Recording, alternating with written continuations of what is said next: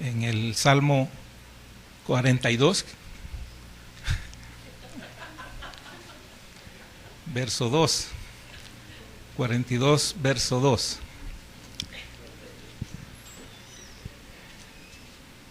Dice la palabra del Señor: mi alma tiene sed de Dios, del Dios vivo.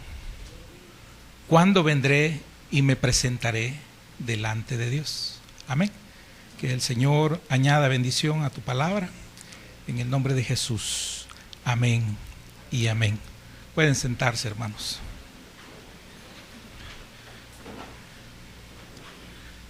Ayer me acosté feliz porque tenía una porción preparada. Había preparado acerca de Balaán y de su asna. Y medité, tenía ordenadas mis notas y pues todo iba bien. Pero había tocado un poquito de la conversión del apóstol Pablo en otro estudio que tenía acumulado. No del capítulo 9, sino que del capítulo 22 del libro de los Hechos. Y allí quería yo referenciarme a una cita bíblica justamente del Salmo. Y en eso me quedé con esa idea, pero no lo tenía preparado. No había sacado un bosquejo, sino que había meditado sobre esa porción, sobre la conversión. Y entonces hoy en la mañana fue un detonante. Pero más que detonante para lo que el Señor permite que ahora pueda compartir, me conflictó porque lo que uno tiene ya seguro, a veces uno dice, no, si de esto debe ser. Pero creo que es cuando hemos aprendido a ser uno dócil a lo que el Señor quiere. Y entonces tuve la oportunidad ahora de poder preparar después del almuerzo lo que el Señor puso en mi corazón y que yo creo que va a ser de bendición para nuestras vidas. Amén. Salmo 42, 2 dice: mi alma tiene sed de Dios, del Dios vivo. ¿Cuándo vendré y me presentaré delante de Dios? La sed, la palabra que aparece ahí en hebreo es con T, samé, T-S-A-M-E, la E tildada, samé. Y es sed. Es sed. La sed es una necesidad en los seres vivos. La sed es el mecanismo que avisa al cuerpo de la necesidad del agua. Fíjese que el hombre es 60 a 65% de agua en su constitución. La mujer es 55 a 60, más o menos allá. Y los bebés andan por el 80% de agua en su cuerpo. Por eso la preocupación cuando ellos entran en estados febriles, ¿verdad? De que su cerebro es 75% de agua, fíjense. Y entonces, para que no entren ellos en esos problemas, en esos shocks, ¿verdad?, que se les puede dar, deshidratación y todo lo que conlleva, es necesario hidratarlos, tanto por el exterior del cuerpo para llevar a una temperatura, como también hidratarlos dándoles líquidos, una cosa tremenda. Fíjese que sin el agua en el organismo, usted no podría respirar, porque el agua es necesaria para los pulmones. Los pulmones deben estar húmedos para poder hacer el proceso de oxigenación y de respiración, tanto el aspirar como el expirar en ese ciclo permanente y perfecto que Dios ha dejado en el ser humano. Pero el agua tiene que humedecer los pulmones. Si ellos no están humedecidos, la persona muere de asfixia. Lo mismo para el paladar. Su lengua necesita estar humedecida, porque es la forma de activar los sensores para degustar, para el sentido del gusto. Si usted no tiene la lengua humedecida, usted no puede degustar. Por eso si usted va a tomar o va a probar algo, tome un poquito de agua antes y usted va a percibir mejor lo que usted vaya a degustar. Eso es bien importante. A través también de la transpiración que usted hace en su cuerpo, por medio de los poros, es que usted elimina las toxinas. Por eso la importancia del ejercicio. También hace un equilibrio. Cuando usted suda, cuando hace mucho calor, usted suda. La sudoración es para humedecer el cuerpo, la piel que se está deshidratando, y también permite que la pequeña brisa o el pequeño ambiente que se encuentre dé una sensación de un poquito más de frescura. Para eso sirve esa parte también. Es un regulador corporal el agua, de la temperatura, y actúa como un amortiguador a los efectos ambientales. Es decir, en la exposición que usted tenga a sol, la exposición a altas temperaturas de calor, a altas temperaturas al calor, entonces el cuerpo trata de equilibrar siempre y cuando usted beba agua, cuando usted tome agua. No hay nada más precioso que tomar agua. Ese es el diseño humano. Y lo quería mencionar porque la sed la presenta David aquí en esta necesidad. Y a lo largo de mi vida cristiana encuentro dos etapas, y una etapa se subdivide en una otra etapa. Y es la sed de Dios cuando fue mi necesidad de la búsqueda de Dios, sin conocer a Dios. Creo que la etapa que todos pasamos cuando no hemos alcanzado, o bueno, cuando el Señor no nos ha alcanzado en su misericordia y no hemos logrado esa salvación. Esa es una etapa de búsqueda. Hay una necesidad. A veces hay acelerantes en esa búsqueda. ¿Cuáles acelerantes? Bueno, todo aquello que el Señor usa para estrecharnos nuestra caminata, nuestra vida, y podernos a guiar y acercar hacia Él. Esa búsqueda de Dios es una necesidad que Dios impone para todos aquellos que de alguna u otra manera vamos a ser alcanzados por la gracia de Dios. Recuerdo que antes de aceptar al Señor, comenzaron ciertos eventos que aparentemente eran aislados alrededor de mi vida y alrededor de nuestra familia y en mi entorno. Primeramente, mi esposa empezó a visitar una iglesia donde se congregaba su papá. Era aquí en el lado de Mexicanos, y empezó a pedirme permiso de poder asistir con su familia, allá donde tiene un hermano que comparte la palabra y que es un anciano que trabaja mucho para el Señor. Y empezó a pedirme permiso de ir, y yo estaba bien, yo me quedaba en la casa viendo televisión, no me molestaba a nadie, yo era feliz, ¿verdad? Y ella se iba. Y después me pidió permiso para asistir a algunos eventos, incluyendo, hacían vigilias que se iban a algunos pueblos, ellos visitaban como iglesia otras iglesias en otros lugares, y me pidió permiso y estaba bien. De repente ya me empezó a pedir permiso para llevar a los niños. Ahí no me gustó mucho, porque siempre he sido como muy sobreprotector y no me gustaba mucho la idea. Pero yo le dije, mira, ¿y por qué tan lejos? ¿Por qué no mejor buscas un lugar aquí cerca? Te congregas aquí cerca. Entonces me dijo, si me acompañas, me dice, vamos aquí cerca. Me dijo, ya no voy allá. Y entonces le comentamos esto a un amigo, y este amigo nos recomendó, sí, me dijo, él no era cristiano, pero nos recomendó una iglesia allá en Santa Tecla, una iglesia buena, y él ni iba, pero nos recomendó una iglesia y fuimos un domingo, nos preparamos y fuimos ese domingo, único domingo que llegamos, porque lastimosamente digo, nosotros llegamos y hubo ministración y nosotros no sabíamos que era eso, una ministración. Se apartaron a mis hijos, que se los llevaron para la escuela bíblica, y tampoco eso me gustó mucho, porque cuando me los agarraron, y bien amable la señora, y se los llevaron, yo me quedé como un poco así desubicado y como un poco, no me sentía bien, incómodo. Y nos sentamos y oímos, no recuerdo el mensaje, no recuerdo la palabra. Sí, al final vi que ministraron y para mí eso fue como que me impactó y le dije, no me gustó, ¿verdad? Más no sabía dónde iba a venir.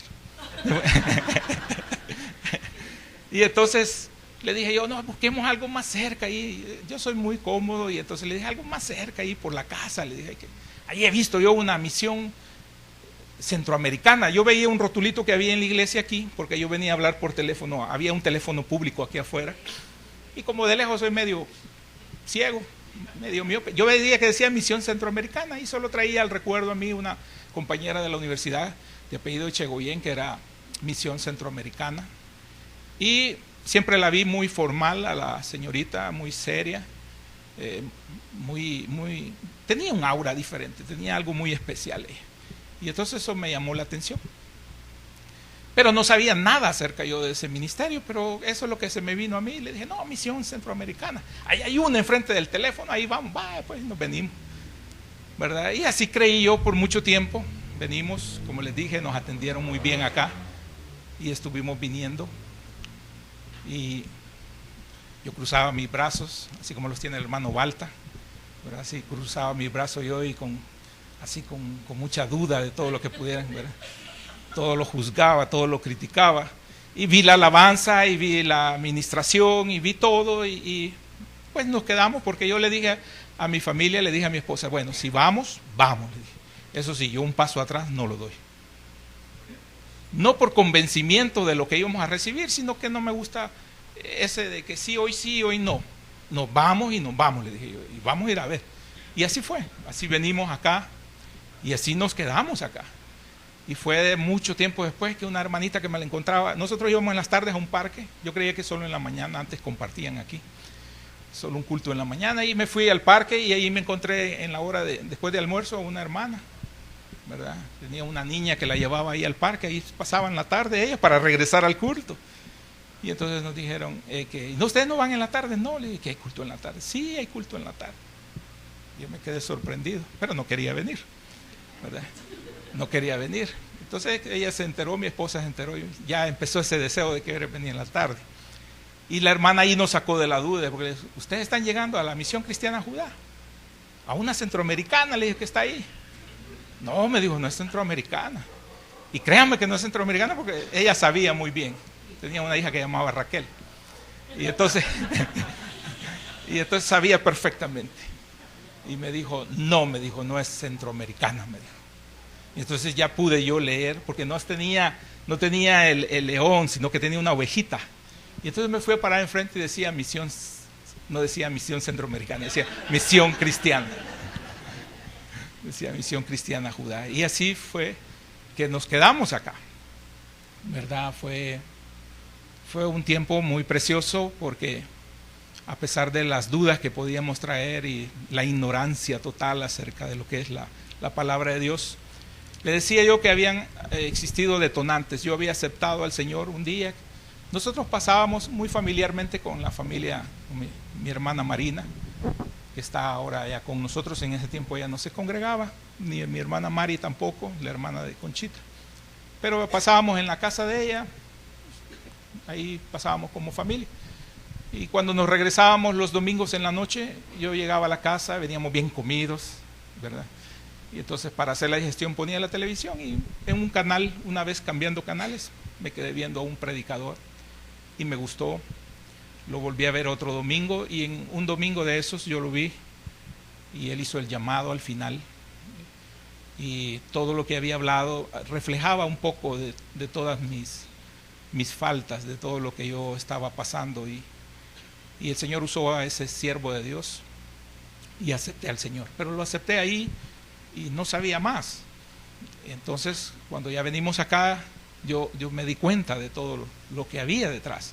O sea, la necesidad no solo de congregarse y empezar a buscar rápidamente, como nos bautizamos nosotros venimos en abril, nos bautizamos en agosto y ya el siguiente año estábamos sirviendo por la misericordia de Dios, ¿verdad? Y Y fue así, de una necesidad de buscar y indagar. Nos dimos cuenta que había culto días de semana, y yo mandaba a mi esposa, no venía yo, pero la mandaba porque ya insistía que ella quería más, y al final, pues, ya, como dicen, va a trote chancho, venía yo ya para todos los cultos, ¿verdad? Y ya nos empezamos a quedar, y en lo humano puedo decir, nos gustó. Yo sé que hay detrás muchas cosas, ¿verdad? Veníamos yo había estado en una bonanza de nuevo trabajo, nuevo cargo, y la bonanza, en vez de acercarme a Dios, porque no sabía de Dios, pero en vez de acercarme a Dios o a cosas buenas, me estaba alejando de Dios. Había comenzado a tener amistades que no debía de tener, a gastar el dinero en lo que no tenía que gastar, y yo creo que en algún momento dado quise poner un alto a ese desenfreno. No me llevaba nada bueno, y yo no lo había estado haciendo antes. Crecí en el temor de Dios porque mi madre me enseñó esos principios. Siempre vi a una abuela también con esos principios, y aunque ellos lo hacían en una forma de religión, yo desde joven empecé a buscar de Dios, ¿verdad?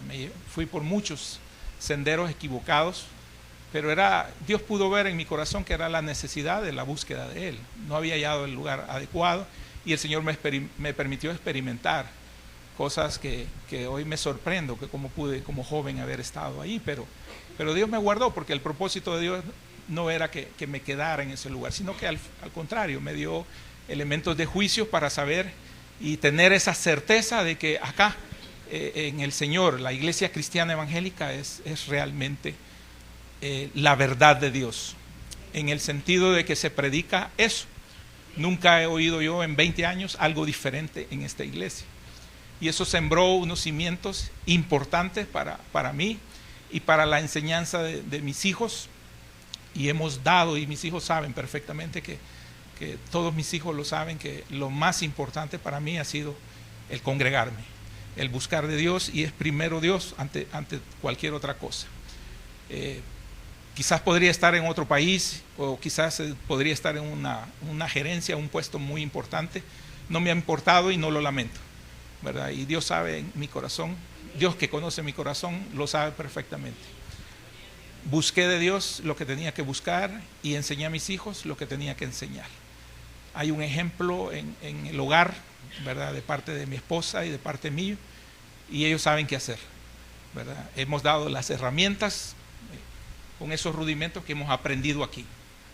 Estábamos a punto del fracaso matrimonial, no sabíamos nosotros qué era, ¿verdad? La relación matrimonial. Surgieron acá, en los primeros años que estábamos acá, surgió la reunión de matrimonios, así se llamaba antes. No se realizaba acá, sino que se hacía en casas de diferentes hermanos o hermanitas que prestaban su hogar para que llegáramos un grupo de parejas ahí, ¿verdad? Hasta ahí nos dimos cuenta, bueno, hasta ahí me di cuenta, porque el hombre es a veces el último que se da cuenta de lo mal que estamos, porque uno cree que aportar dinero a la casa y que no faltar a la casa, uno cree que ahí hace todo, y ahí es la realización, ¿verdad? No molesto, cuando andes en limpieza me aparto para que hagan bien la limpieza, ¿verdad? O sea, no molesto, y uno cree que ahí está bien, pero las necesidades de la mujer, la necesidad de la esposa es otra, y ella demandaba otras cosas que yo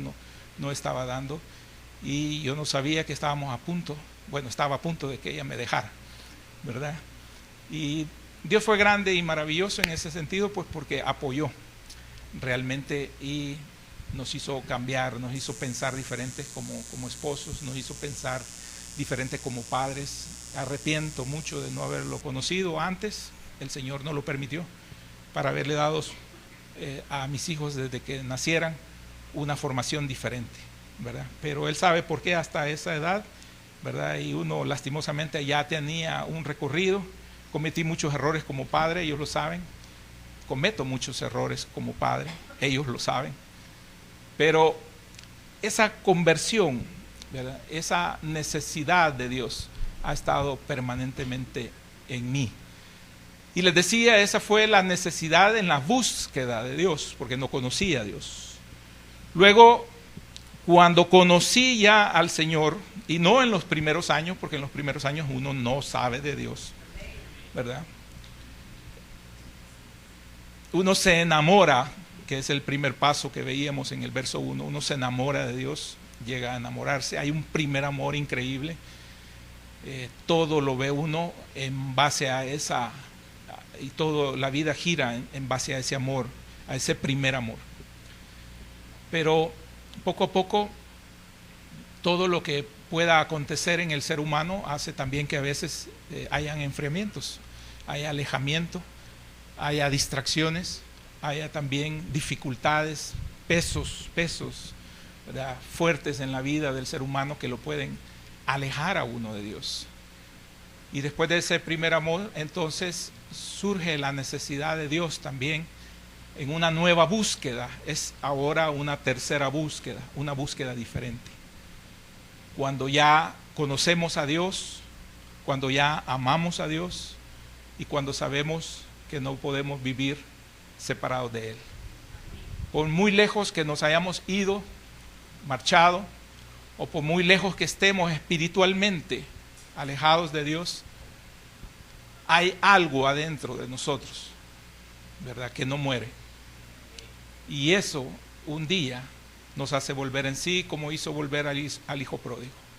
Una sed por su padre, una sed por su padre que él abandonó en algún momento dado, que sabía cómo era su padre, que sabía cómo era el entorno familiar en la casa de su padre, que él había decidido voluntariamente alejarse, que él había decidido, tomado sus propias decisiones de cómo vivir su vida, cómo él había desenfrenado su vida, cómo él se había alejado de Dios. Pero por muy lejos que estuviera, él sabía en lo más profundo de su corazón de que había una solución en la casa de su padre. Cuando comencé a servir aquí afuera, aquí había antes una cantina aquí abajo y nos venían muchos bolitos. Y cuando cuidábamos, habíamos servidores, éramos parte de un grupo, yo era un servidor, igual que mi hermano, muchos hermanos de la congregación. Y entonces a veces teníamos la oportunidad de hablar con los bolitos, ellos se acercaban. Sabe que cuando andan en ese estado ellos se acercaban a la iglesia y lloraban. Y muchos de ellos decían, mi mamá es cristiana. Decían, mi papá predica. Mi papá es un anciano de la iglesia. Y uno veía en ellos la necesidad, pero veía también la imposibilidad en esa situación de acercarse a Dios. Pero en lo más profundo de su corazón, a pesar de lo contaminado que puedan estar, de la intoxicación que puedan tener, ellos sabían que había una solución en Cristo Jesús. Que en ese momento ellos no daban ese paso de fe, ¿verdad?, para la búsqueda, para el reencuentro, ¿verdad?, para volver a ellos a integrarse a una vida creyente, a una vida de Dios, pero que existe la posibilidad porque hay una sed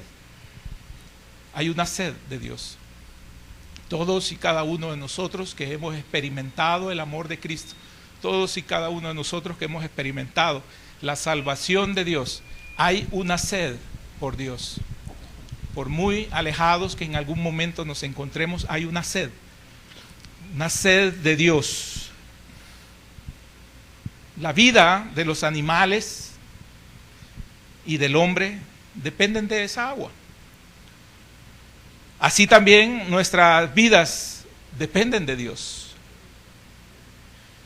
Algo que yo escribí ahora es que el agua no va al siervo, sino que el siervo debe buscar el agua.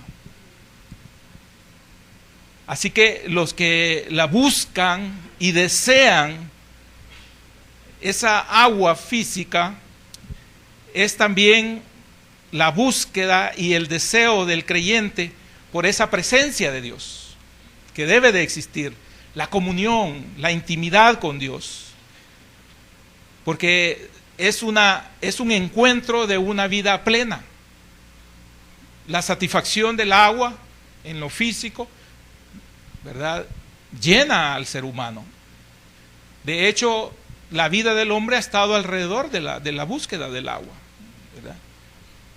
Y de igual manera, los animalitos buscan el agua, sobreviven por el agua, esperan el agua. Entonces, el hombre también busca al Dios. Y David dice: mi alma tiene sed de Dios, del Dios vivo, dice. Entonces, ese Dios vivo es la fuente de agua viva. Uno que ha experimentado el gozo de la comunión de Dios o con Dios, ¿verdad?, no debemos de estar satisfechos sin esa comunión, sino que debe ser una búsqueda constante e incesante, porque siempre debemos ser necesitados de esa agua viva, siempre. Cuando algo interrumpe esto, debemos nosotros de sentir tristeza, debemos de sentirnos, nosotros nos debemos de sentir mal, porque no es así el diseño. Juan, en el Evangelio según San Juan, capítulo 4, versos 13 y 14, el Señor Jesús toca un poquito de esto con la samaritana. Está la samaritana en el pozo de Jacob, yendo a traer agua a la hora mediodía. El Señor se le encuentra, le pide de beber agua, y ella le dice cómo él, siendo un judío, puede pedirle a una mujer samaritana agua. Y entonces entran en ese diálogo tan precioso, y en el verso 13 el Señor Jesús, dentro de esa conversación, le dice: respondió Jesús y le dijo: cualquiera que bebiere de esta agua volverá a tener sed, mas el que bebiere del agua que yo le daré no tendrá sed jamás, sino que el agua que yo le daré será en él una fuente de agua que salte para vida eterna. Amén. Entonces, aquí hay un contraste entre el agua del pozo de Jacob, el agua física, el agua natural, y el agua que ofrece el Señor Jesús, que si usted lee es la misma que está necesitando David allá, la necesidad de Dios. Y ese es el agua que le ofrece el Señor Jesús, que es espiritual, que es vida, ¿verdad? Es vida, es para vida eterna, para el alma, ¿verdad?, el refrigerio que el alma necesita. El agua natural es rica, es deliciosa, satisface, pero es finita, tiene fin, es finita, se va a agotar un día, es terrenal, ¿verdad?, y perecedera. Es un recurso que no va a ser renovable a poco tiempo, ¿verdad? Satisface toda la necesidad física en nosotros y dependemos del agua en todo, el agua física, ¿verdad?, para bañarnos, para asearnos, para hacer nuestras necesidades, ¿verdad?, para lavar nuestras ropas, para cocinar, para lavar los utensilios, para el ciclo de la vida de las plantas, la agricultura, los animales, la crianza de animales, para todo el agua es fundamental, ¿verdad? Pero también es perecedera para el ser humano, porque el ser humano también es finito, tenemos los días establecidos de cuánto debemos de vivir. Y entonces un día ya no vamos a necesitar de esa agua física nosotros, porque moriremos. Pero el agua espiritual sí la necesitamos, porque es para vida eterna.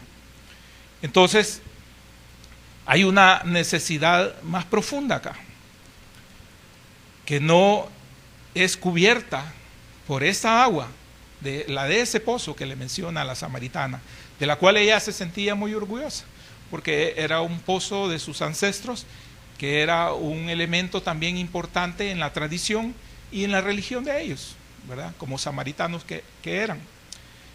Era un símbolo para ellos importante, ¿verdad? Pero Dios habla de algo más, el Señor Jesús, ¿verdad? Él habla de esa agua que es la que satisface, ¿verdad?, la sed en nosotros, la sed de Dios. Hay una sed de Dios en nosotros. Y eso es fundamental.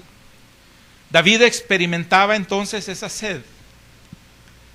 Era una sed de muerte, una sed que debilita espiritualmente. La presencia de Dios, de su Santo Espíritu dentro del creyente, en este caso dentro de David, el Señor lo compara como una fuente de agua viva, esa que salta, que salpica, que brota, que burbujea, que da vida, que hace sonido, que hace ruido, ¿verdad? Ese tipo de agua, que fluye. ¿Se acuerdan en aquel retiro que las hermanas y hermanos que estuvimos en las chorros del Huayúa, ¿verdad? Las cataratas esas, o sea, cómo ver de la roca, ¿verdad?, surgir agua en esas paredes, y lo bullicioso del agua, lo fresco del agua, el clima, la vegetación, todo lo verde alrededor. Entonces eso se vuelve un elemento agradable, ¿verdad? Algo que relaja, algo que llena, algo que satisface, uno se siente bien bañarse ahí. Son momentos muy, muy bonitos.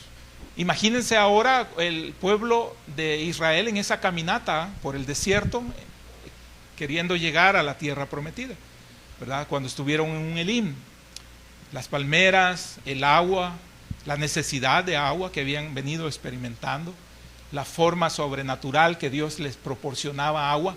Pero ellos en ese momento de encontrar Elim, encontrar esa zona de abundancia de agua, de abundancia de palmera, ellos consideraron que se podían quedar allí. Consideraron un lugar agradable y un lugar que iba a darles cierta confianza, cierta estabilidad a ellos para estar allí. Pero el Señor los estaba llevando hacia la tierra prometida. Entonces, esos pequeños Elim en nuestras vidas no deben de ser la meta, ¿verdad? No debemos de confundir, no es la meta trazada por Dios para nosotros. No es la meta, ¿verdad? Es un lugar de refugio temporal. Entonces, nosotros en nuestra vida podemos tener refugios temporales, espacios en nuestra vida que llene nuestras necesidades y que pueda llegar a confundirnos a nosotros de que allí debemos de quedarnos, pero no es así.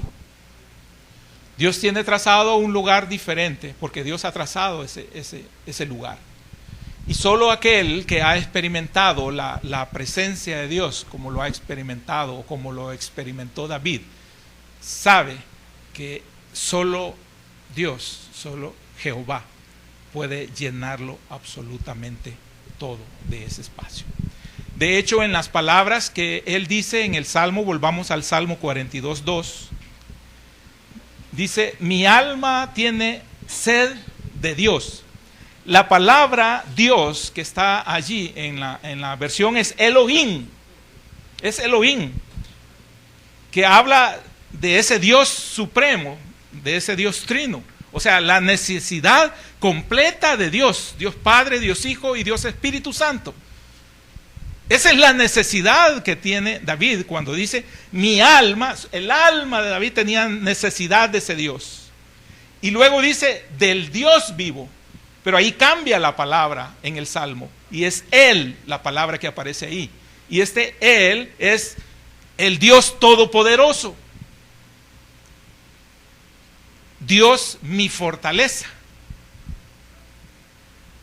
Entonces, habla David que él, por eso algunas traducciones bíblicas le dan, no los escribí yo, pero le dan otro sentido en esta parte. Mi alma tiene sed de Dios, del Dios que me fortalece, dice en algunas partes.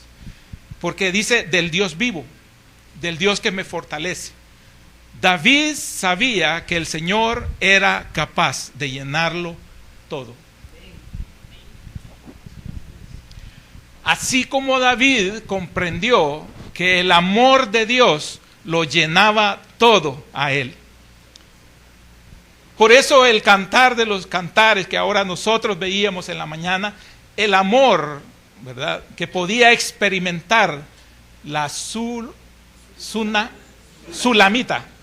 ya iba a ser lo mismo, la sulamita sabía que en su amado había una plenitud, o sea, llenaba todo.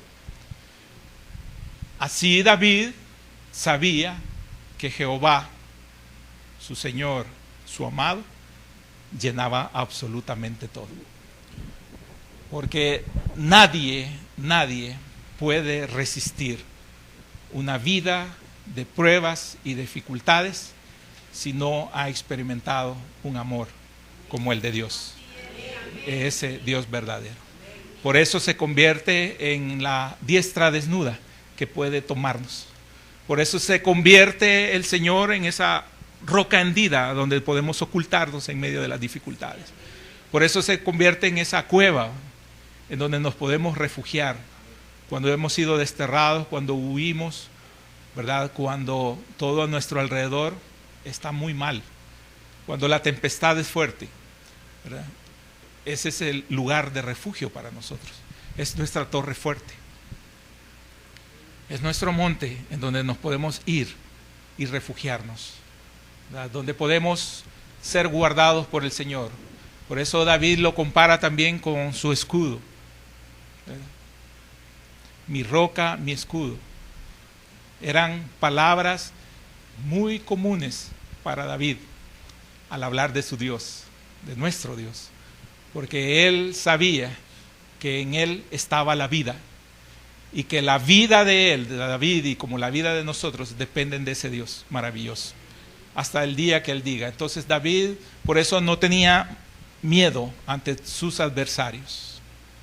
Sí se dolía de que se burlaran de él, pero aprendió también a confiar en Dios y dejarle al Señor para que el Señor con sus ejércitos, ¿verdad?, hicieran justicia sobre todo aquello que se había levantado y que David consideraba que él era justo, ¿verdad?, y demandaba justicia. Entonces, porque aprendió de ese amor de Dios. Nosotros debemos de aprender también de ese amor de Dios y llegar a necesitarlo, a que se convierta en nosotros en una necesidad. David lo representa acá como el siervo. En el Salmo, este siervo es un siervo perseguido. Es un siervo perseguido. Dos formas de perseguir al siervo.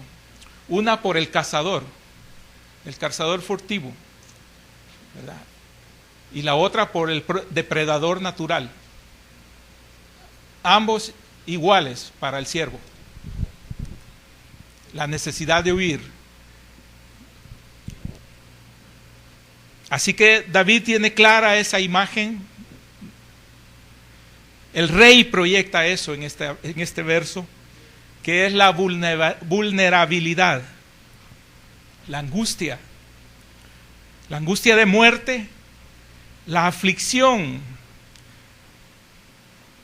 no encontrar una salida en ese animalito que es manso, que es indefenso, pero que por razones de la vida está expuesto a ese cazador, a ese depredador natural o a ese cazador furtivo que lo quiere matar, lo quiere flechar.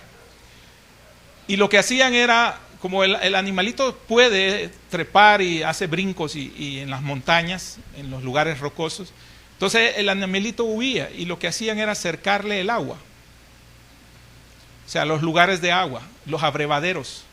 El cazador iba bloqueando los lugares donde el animalito pudiera tomar agua. Eso hacía que el animalito comenzara a ese proceso que les expliqué de la necesidad de agua. Sus pulmones se estaban secando y el animalito iba a caer por asfixia. Sus pulmones se estaban secando y su organismo, al sudar, estaba perdiendo el agua. Entonces se iba a volver cada vez más débil hasta tal grado que el animal, el ciervo, iba a caer. Entonces el animal necesitaba agua, urgía de agua. Y David se compara a ese animalito. Urgía de agua. Tenía una necesidad enorme, enorme de beber agua, el animal. Y esa necesidad David la compara con la necesidad que él tiene de estar en Dios. Sed de Dios. La sed del Dios vivo.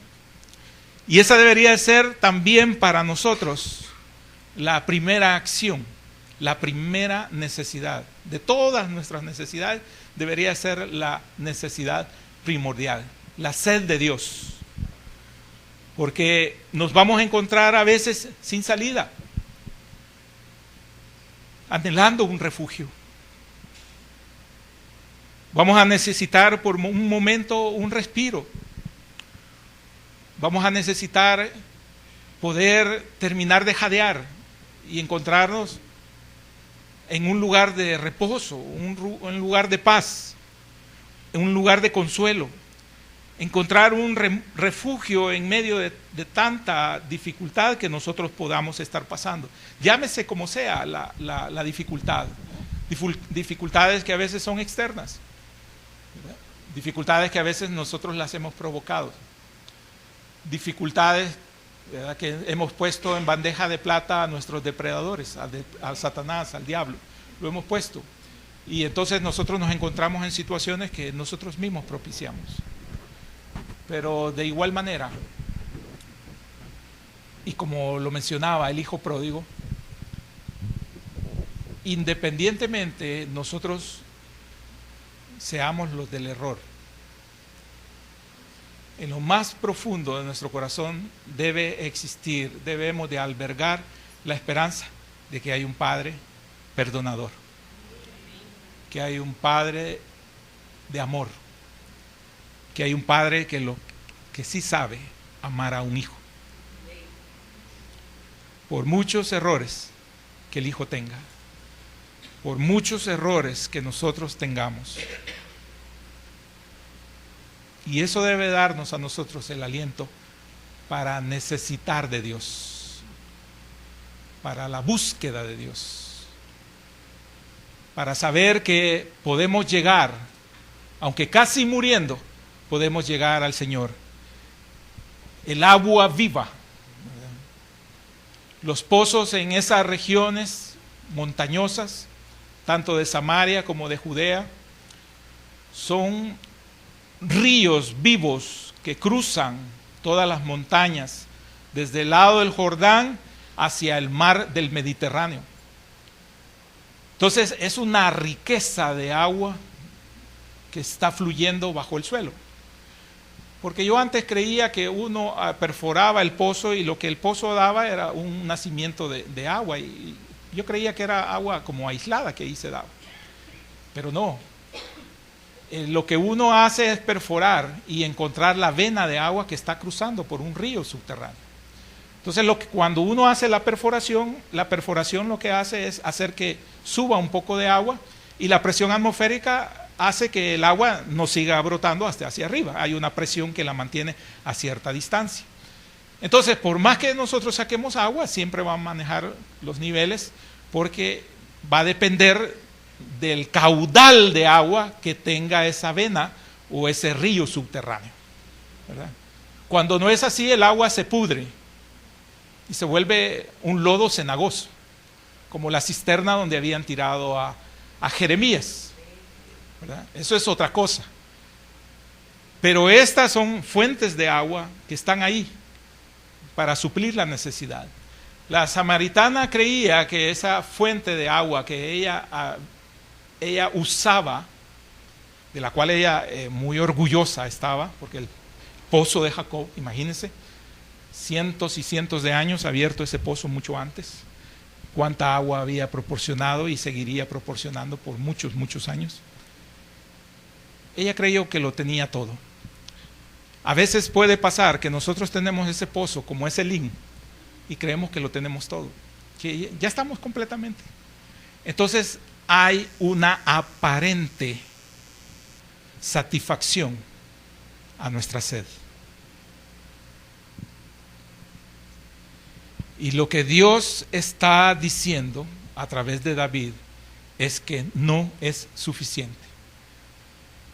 Debemos de tener sed, la sed por el Señor. Entonces, allí en el Salmo, en el verso 2 dice, mi alma tiene sed de Dios. Debemos de tener sed de Dios, todos. Pero ahí lo dice también, del Dios vivo. Amén. No de los recursos como Elim o como el pozo de Jacob, sino que del Dios vivo.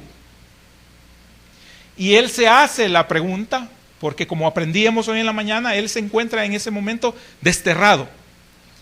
Él se encuentra fugitivo, ¿verdad?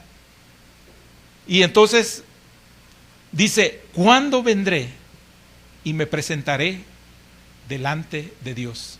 Está necesitando estar en el templo.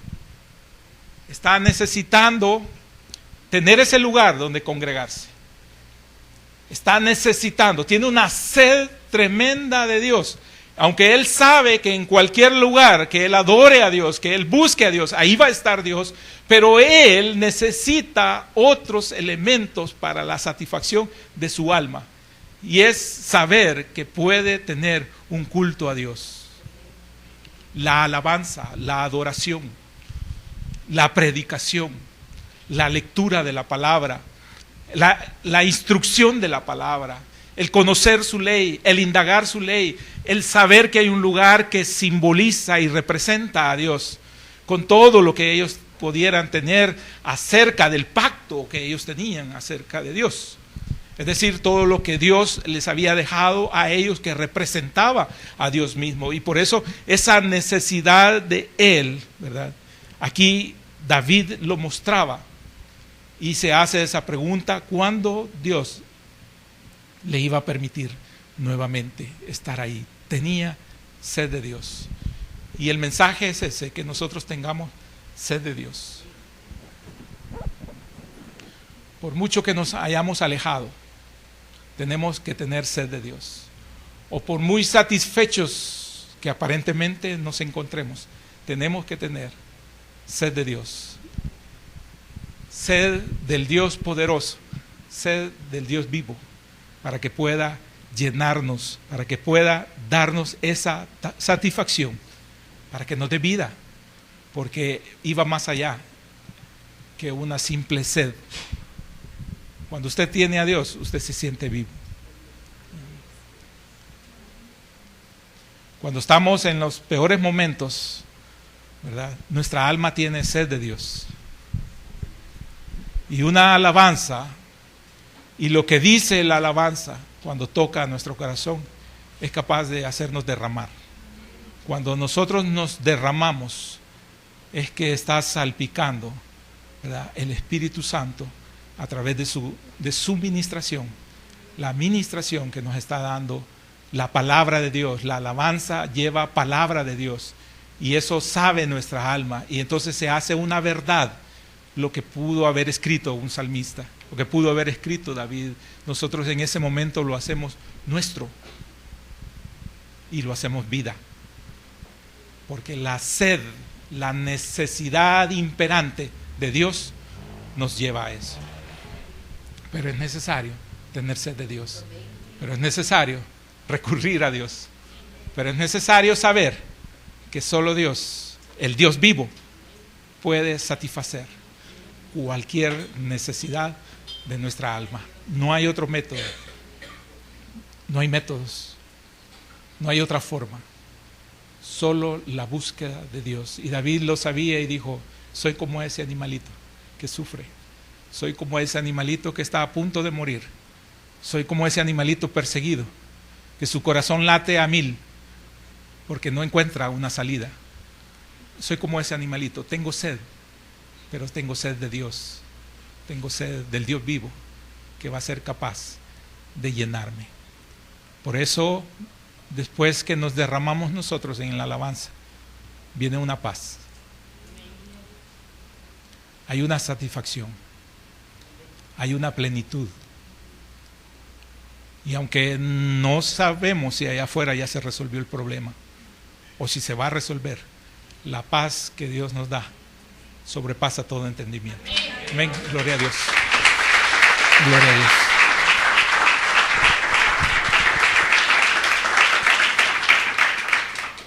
Gracias, Padre Celestial, te damos. Gracias, Señor. Mi alma tiene sed, Señor.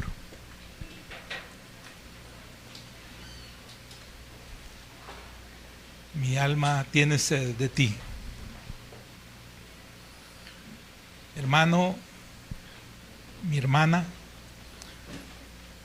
no importa si tú has provocado, si es el resultado de una mala decisión, si es el resultado de tu separación con el Señor. Pero hoy que tienes sed, hoy es un buen momento para que tú pases, para que fluya esa agua viva, para que ministre tu corazón. Porque a veces nos sentimos culpables.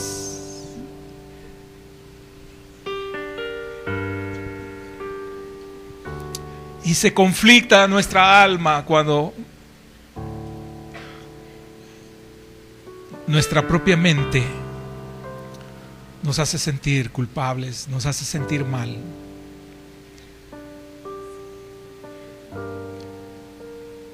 Y no nos damos cuenta que estamos muriendo. Estamos muriendo a pausa. Porque no encontramos la salida y no consideramos ser merecedores de la ayuda de Dios. Pero David nos muestra un Dios de amor. David nos muestra un Dios misericordioso. Así que David nos muestra la salida a través de esa necesidad, a través de esa sed. ¿Quién no ha experimentado sed en lo natural? Después de una larga caminata, después de un día, después de una labor, hemos experimentado sed. Y cuando se nos ha olvidado llevar el agua y saber que no hay agua alrededor para poder tomar,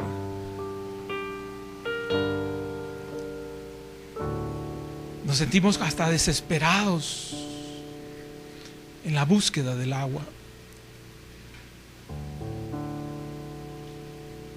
Y el Señor nos dice: siente lo mismo cuando te falte mi presencia.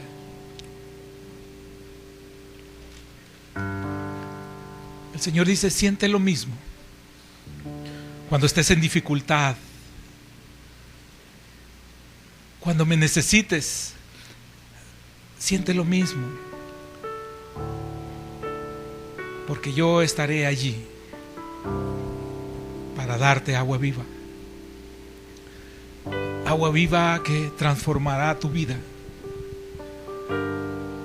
Necesidad de ese Dios que ya conocimos.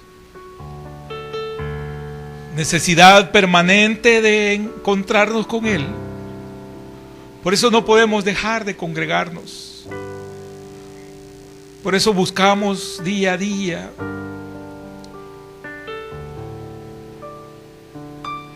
estar contigo, Señor,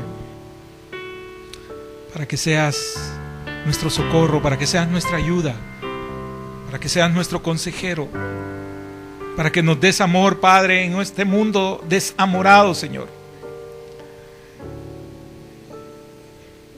En este mundo que no tiene mayor cosa que ofrecernos. Que podamos clamar como el siervo y pedir agua.